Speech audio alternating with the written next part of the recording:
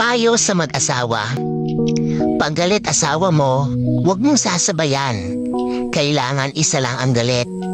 Kung galit siya, hayaan mo siya. Manahimik ka. Kapag kalmado na, tsaka kayo mag-usap at huwag matutulog na magkaaway. Self-control. Kailangan matuto kang kontrolin ang sarili mo. Hindi pwedeng paggalit ka, mananakit ka, magsasalita ng masama o umatake. Tanggapin mo kung ano ang asawa mo. Pinili mo yan, ginusto mo. Kaya kahit ano o sino pa siya, matuto kang makontento. Pag may problema, pag-usapan niyong dalawa ng pamilya.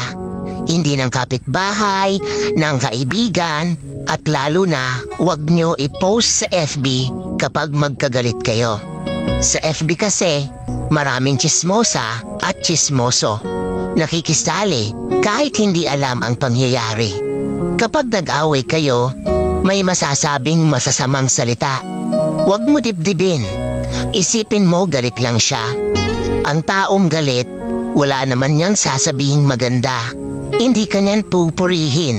Gawin mo, pasok sa kanang tainga, labas sa kaliwang tainga. At huwag kayo magsisigawan.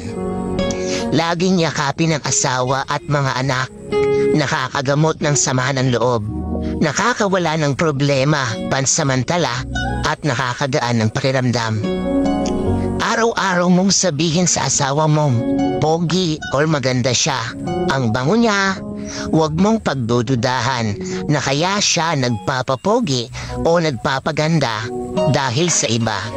Mas dapat ikaw ang unang maka-appreciate noon sa kanya. Pinakamahalaga ang respect at tiwala kaysa sa love. Dapat yan ang kahit anong mangyari, hindi mawawala sa dalawang nagmamahalan. Gawing kaibigan ng asawa. Pag may hindi pagkakasunduan, huwag hayaang humantong sa sakitan at hiwalayan. Open communication. Dapat lagi kayong nag-uusap. Dapat binabalikan nyo yung mga nakaraan nung nagliligawan pa lang kayo. Dapat nagde-date pa rin kayo. Hanggat maaari, walang kasamang anak. Pinag-uusapan ang problema, hindi pinag-aawayan.